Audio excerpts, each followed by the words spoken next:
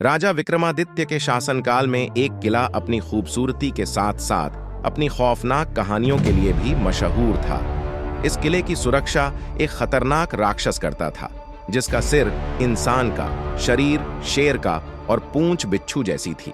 लेकिन इसके अलावा किले के अंदर एक और राज था। एक बेहिसाब खजाना छुपा हुआ था, जिसके बारे में सिर्फ कुछ चुनिंदा लोग ही जानते थे। एक दिन राजा के जंगल में एक खुफिया समूह दाखिल हुआ। ये लोग आम नहीं थे, बल्कि खजाने के खतरनाक चोरों का समूह था। इनके सरदार काला नाग एक चालाक और निर्दयी चोर थे, जिन्होंने अपनी पूरी जिंदगी खजाने चुराने में बिता दी थी। काला नाग और उसकी गैंग को किले के खजाने के बारे में पता चला और उन्होंने इसे चुराने का प्लान बना लिया। काला नाग ने अपनी गैंग के सभी लोगों को इकट्ठा किया और बोला, भाइयों, आज रात हम किले का खजाना लूटेंगे, लेकिन हमें बहुत होशियार रहना होगा। वहां एक राक्षस है जो किसी को भी जिंदा नहीं छोड़ता। चोरों में से एक लंगड़ा रामलाल बोला, सरदार, अगर वह राक्षस सचमुच इतना खतरनाक है तो हम उसे कैसे हरा पाएंगे? काला नाग मुस्कुराया और बोला, तुम लोग अपनी चतुराई का इस्तेमाल करो और सही समय पर भागने की कला सीखो। अगर सब कुछ ठीक रहा तो हम खजाना ले लेंगे और राजा के साम्राज्य में हम सभी अमीर बन जाएंगे।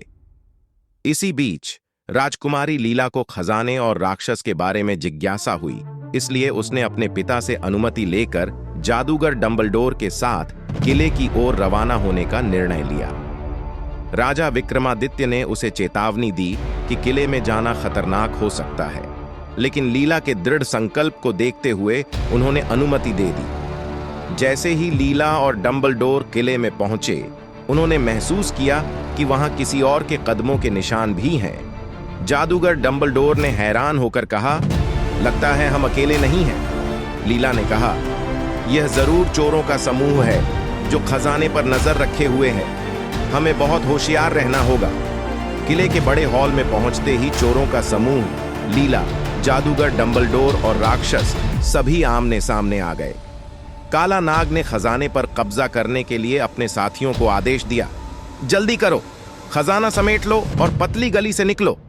लेकिन जैसे ही वे खजाने के पास पहुंचे, राक्षस ने दहाड़ते हुए कहा, किसी में हिम्मत है जो मेरे खजाने को छूने की कोशिश करे? चोरों ने अपनी तलवारें निकाली और राक्षस पर हमला किया, लेकिन राक्षस की ताकत और गति ने उन्हें डर से भर दिया। लंगड़ा रामलाल ने डरते हुए कहा, सरदार, ये तो मौत का फरिश्ता है। लीला और जादूगर डंबलडोर ने मौके का फायदा उठाते हुए राक्षस पर हमला किया। लीला ने कहा, काला नाग, अगर तुम यह खजाना लूटने से बाज आ जाओ तो हम तुम्हें जाने देंगे, वरना तुम्हारी खैर नहीं। काला नाग ने हंसी के साथ जवाब दिया, तुम हमें कैसे रोक सकती हो राजकुमारी? यह खजाना आज हमारा है। अब एक तरफ लीला और जादूगर डंबलडोर थे और दूसरी तरफ चोरों की गैंग और राक्षस। लीला ने जादूगर को इशारा किया और डंबलडोर ने अपना जादुई मंत्र पढ़ा। एक रोशनी का गोला राक्षस की आंखों पर पड़ा और उसे कुछ समय के लिए अंधा कर दिया। उसी समय लीला ने अपनी तलवार निकाली और राक्षस पर वार किया। काला नाग और उसकी गैंग लीला और डंबलडोर को देखकर घबराए, लेकिन काला नाग ने हार मानने से इनकार कर दिया और बोला, मैं तुम सबको खत्म करके ही यहां से जाऊंगा। लीला और राक्षस के बीच भयंकर युद्ध जारी रहा। आखिरकार जादूगर डंबलडोर ने अपने आखिरी मंत्र से राक्षस को जंजीरों में बांध दिया और लीला ने अपनी तलवार से उसे खत्म कर दिया। जैसे ही राक्षस समाप्त हुआ, किले में सभी ने राहत की सांस ली।